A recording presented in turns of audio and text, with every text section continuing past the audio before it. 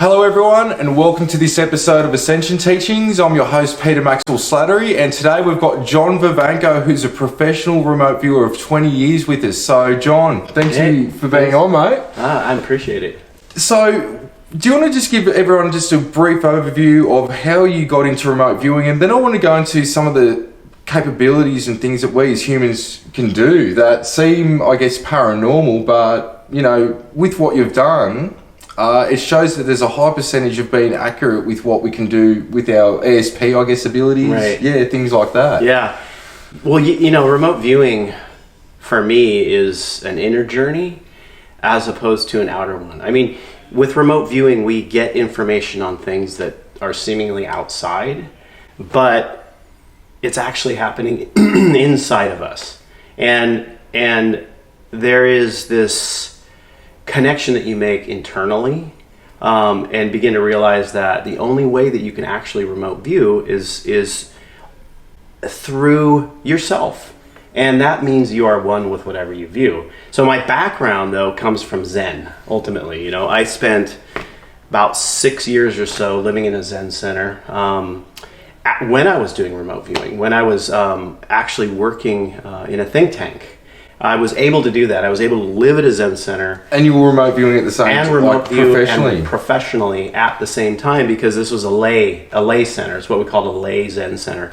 And a type of Zen center like that has people coming and going from the outside. Cool. So I was living there, yeah, and I was taking care of the place, and I was meditating all the time, and doing remote viewing, running a think tank. Previous to that, how I got into it was like 1995, right? You've got the CIA declassifying remote viewing, and I saw this Ted Koppel. He's this Nightline television special in the United States. I saw him outing remote viewing at this time, and I'm like, what? Wait, what is this? It's like they're billing it as a technology, right? In order to know information on anything that you can't see or feel or touch with your five senses. And so it was like this metal plate in my head heating up, like, I gotta learn this. So I got obsessed. That urge. Yeah, absolutely obsessed. I was an art student at that time. You know, I was going to school. I was a fine artist. I've got a degree in fine art, and it totally just melded with being creative. Right, it's this other creative process for me. And what happened was you know, it was like the internet at that time. There wasn't a lot going on, but there were people, there were forums, and they were talking about this. And there were people who had already been trained, and some ex-military guys who were just putting information out on how to do it. So I cobbled together from various sources really rudimentary understanding of it and started practicing it. And it worked, right? It totally worked. You know, I remember the first objective that I ever viewed was Tiananmen Square, one of those. It was like a military situation, right? And I described the tank, I described people, and I was floored. I was like, how does this work, right? This is crazy. So after that, I received training. Now, I did not go to any ex-military to get trained, because I just, I didn't trust that. I didn't trust that side. So I went with a person named Prudence Calabrese. So she trained me. She was out of the Farsight Institute. Yep. And after that, I realized, you know, I had some kind of ability to do it. It's like with remote viewing, anybody can learn it, but not everybody can play in the orchestra. You know, it's like you some people have that instrumentation, you know, and some people don't, but they can still do it. And one of the reasons why I got pulled in so fast into a think tank after that was because my fine art background. So in fine art, it's like all you're doing is describing how light falls on a surface. So it's very like this 1-to-1 ratio of like. So that's probably why you're so great at describing in depth, because you're doing it in a way that you're going from, I guess, even though like light, we think it works linear, but you're describing it in shades, ways it affects things, and then you're able to articulate that. Very detailed, also very physical. Yeah. So not everybody remote views in a very physical way. And I found out that people who remote view in a physical way are sought after to a certain degree. Some people will describe things through all this concept and metaphor. I mean, you think about our daily lives. We live in a world of metaphors and concepts in our brain about things as opposed to what those things really are, right? So for me, that's how I describe things, what things really are. And then that, coupled with my Zen training, it just takes you to a place where you're with it as opposed to interpreting it, right? Okay, so with remote viewing in general, this is how it works with people when they first learn it. It worked with me as well. Yeah. So when you first start out with remote viewing, and if you've never done it before, you're at this very high level and getting very accurate stuff, right? And that's because your conscious mind can't grapple with this, and it doesn't get in the way, right? So you're open, and so you're amazed at what you can do. And then what happens is that drops, right? Yeah. So that drops, and all of a sudden, you're going, wow, I'm horrible at this. Why am I so bad at this? I can't believe it. I'm going to stop doing it. So that's the part where you actually start to learn. If you keep going and you keep plugging away at it, then you slowly go back up. But it takes a lot more time because you have to realize that remote viewing itself is you are literally battling with your idea about what you're sensing and feeling as opposed to just sensing and feeling. And that's where a lot of people get hung up. So for me, it was a lot like that, where it was like, it didn't get really good for me until I went through that whole process and started to come back up. Zen really helped because it was this situation where, okay, so I'm living in a Zen center and I'm thinking, I just need to be monastic and cut all the world out, everything that I'm doing, and just be in meditation, right? All the time. And the teacher, the Roshi we call, a person who's the teacher of the Zen Center, she said to me one day, she said, John, in order to be the best remote viewer you can be, you've got to let go of every single shred of yourself. And only then are you going to truly see what's there. And that to me was this moment where it was everything coalesced, where it was like, wow, I am that which I view, because when I empty myself, the experience of what I'm viewing is actually me, right? And that's when it really got amazing and really good for me in remote viewing. And so that's what I teach, right? So I've been teaching this for over 20 years as well. And every single student that I work with, I run them through a slightly different remote viewing, I'd say idea. I mean, our methodologies are still very much tied to what the military developed, but I jump outside of that and teach people how to let go of their ideas and thoughts, because it's not something that they teach normally within the military remote viewing method. It's built into the methodology itself to let go of what you're thinking. But if you take a person to another place inside of themselves where they can feel things getting out of their head and train them that way first, then it makes the whole remote viewing process more accurate, and students go through that process a lot faster, where they start off great, drop, and then get great again in a more condensed period of time. So remote viewing shifted from the methodology that mostly train these days into a methodology that involved and included the body. And that's the point that I and my teammates really started working on, was to develop the body skills.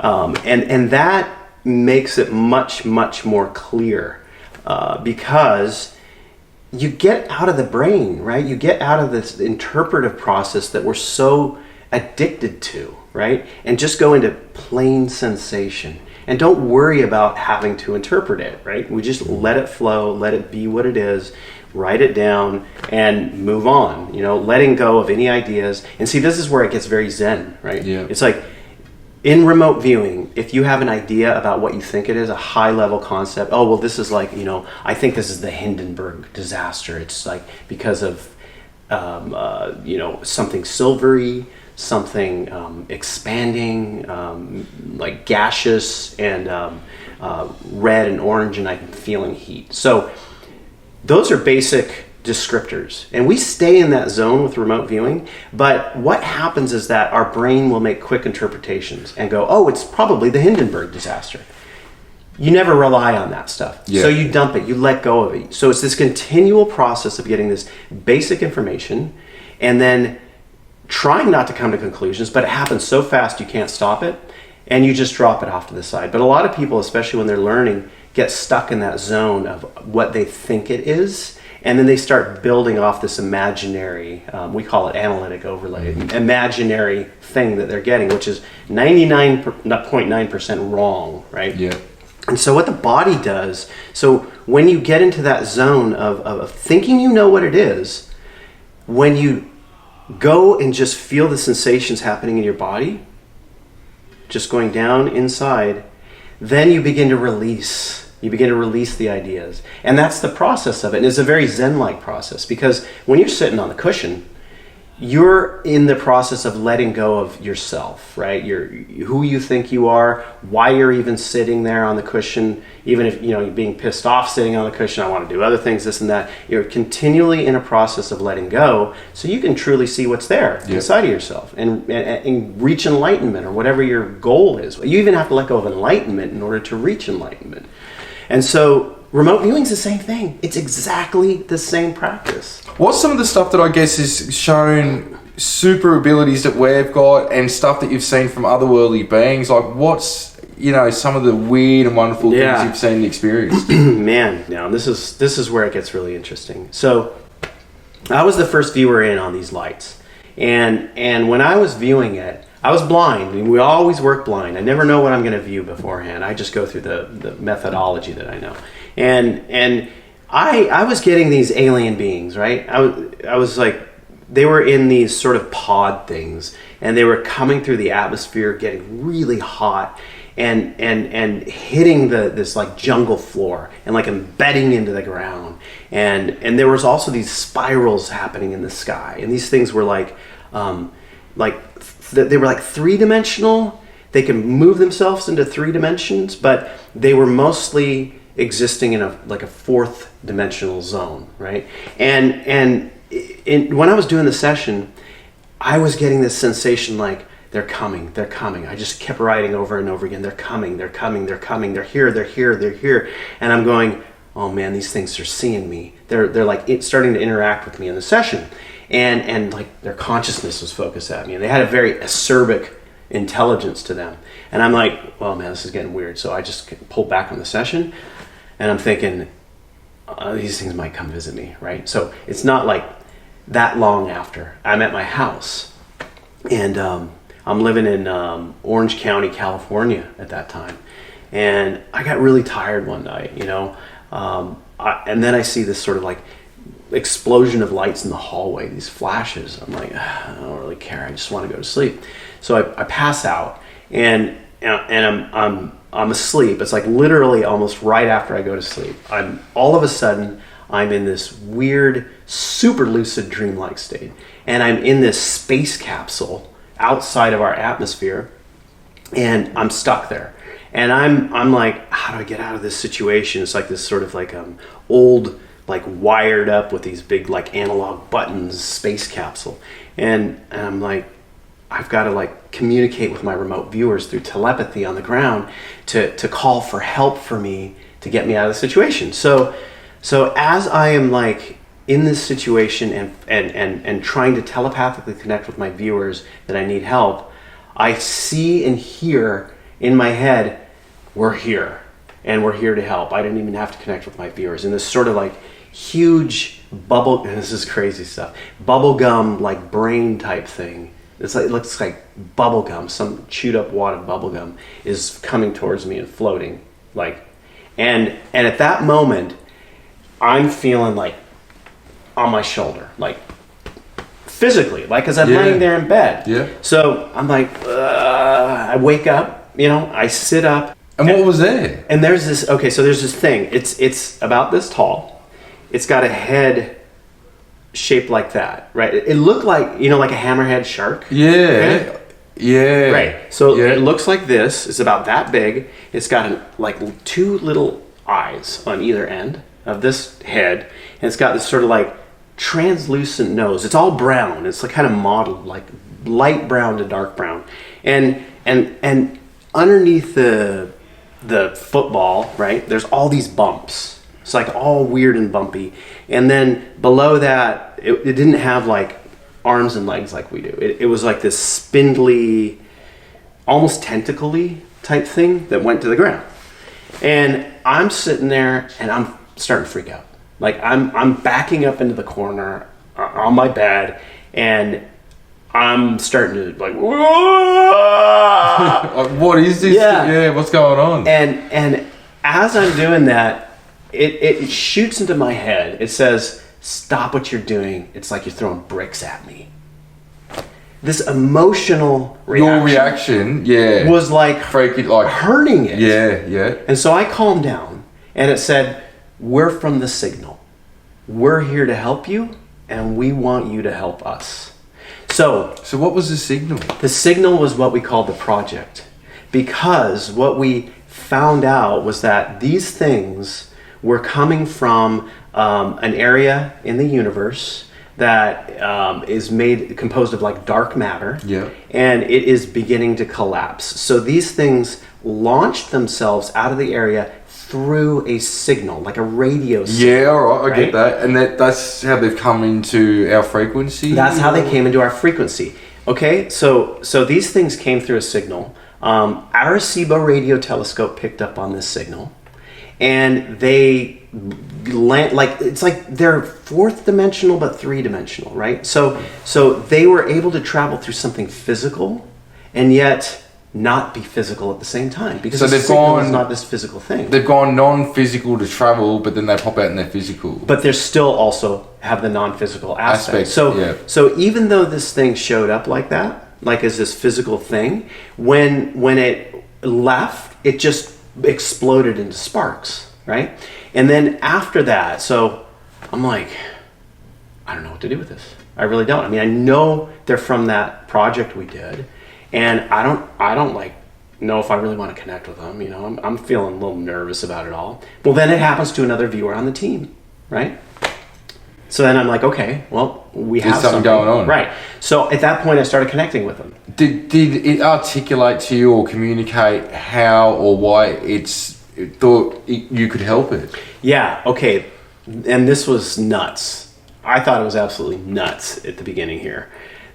They would show up as mostly blue lights floating around. You know, I see blue sparks and stuff like that normally, but these guys, I mean, it would be a ball like, you know, that big to that big. So when you were seeing them as like a blue, like a blue orb, were you seeing them manifest from that into something else, or did you know, or they didn't and you knew that was them? I knew it was them because it wasn't just the light. It was like, you can feel the energy. Yeah, you can feel the energy, and they're like wanted to connect, and they're kind of laughing and happy, right? Yeah. So as individuals, which is really interesting with these guys, so I started calling them the football heads at first, but they didn't like it, you know, or the sideways football heads. They didn't like that. So they communicated, and what they would communicate in pictures, right? They showed me these fireflies that were turning on, turning off, all at the same time. Not like one there, like all on, all off.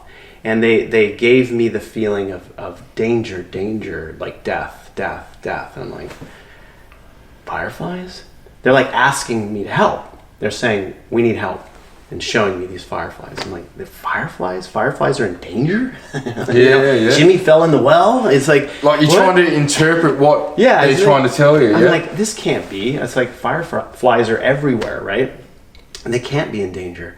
So I did some research, and I found these fireflies in Malaysia, Pteroptyx tenor is their scientific name, that were being decimated by chemicals in the environment, as well as a dam being built upstream, human activities, right? And they were excited. They were like, you know, because they just communicate by pictures and feelings. And that was a hit on your end going, yeah, and they're like getting somewhere. Yeah, that's what they wanted help with. And then they gave me this impression that we didn't come here for you or people. We want nothing to do with people. We came for them. And so we started working on this project, how to save these fireflies, because that's what they wanted. And so I started calling them the firefly aliens. So what we found out was that where they're from, where they live, this part of the universe is disintegrating. And the reason why it's disintegrating is because these fireflies here on Earth are distant genetic cousins. And what happens to them? There are only two locations where these fireflies exist, one in Malaysia and one in the Amazon. Oh. And they are being decimated. They were being decimated. They came there so they can try to save themselves through these fireflies, because as they're being destroyed, their civilization is falling apart. Like their whole There's a symbiotic connection between them. They are them in the past. They almost like how we hear about some of the greys trying to rectify what happens to humans. Totally. Yeah, but it's just another example. Exactly. Yeah, another circumstance. Right. So these beings were trying to save themselves in their world, and when they came, it was like, you know, we're so egotistical as humans about, well, aliens, well, of course they're here for us because we're the only great thing here. You know what I mean? Yeah. But no, man, that is not true at all. There's so many different types of life forms and agendas and things going on. Right. Yeah. So we ran through this whole process of trying to understand it, how we could save the habitat so they could thrive. You know, and it was this documentary, you know, that we had to do on it. But, you know, at that point, we weren't really involved in Hollywood. And we knew some people, but nobody was interested in, you know, how to save some fireflies. They didn't care about that. So at that point, I started working on a methodology called the Environmental Healing Protocol, where we take viewers. It's based off of just remote healing methods, except for environments specifically. So we started working with that and moving energy into that. And you know, it's cause versus correlation versus cause. You don't know ultimately the reason for something happening later on when you do this method. It could be you, it might not be you. But the situation changed. So the dam got decommissioned. The local population came in and started cleaning things up. And that was the threat to them, was the dam. It was the dam. Interesting. Because in a special kind of tree, barabang tree, something like that. I've heard of that. I think I know what you're talking about. They need a very balanced combination of salt water coming in and fresh water going out in order to survive, and that's where they live. And that was being totally screwed up, especially with the dam. The dam was an absolute nightmare. And this was for the Malaysian faction? Yeah. The Malaysian. Now the Amazon, they're doing fine. Right? But it was those specifically that they were concerned about. So over the years, people started coming together. When you do remote healing or methodologies, things happen in a weird magical way. And you can't find the exact connection, but it brings energy to a situation for resolution in the way that it needs to be resolved, as opposed to an idea that you have about it being resolved. Interesting. Is there anything, even with like a healing technique or something through remote viewing, even with what you were describing, even for the environment, is there anything you can give people to, even a way that they could help themselves or their environment, just a quick technique or a thought idea with being able to do something? The biggest problem with healing is that we think we know how somebody should be healed. So the first thing you have to do is let go of your ideas about them being healed. And then you could focus on the energy that they need for whatever healing they need. Because death even is a healing. And you know, as humans, we don't want somebody to die, right?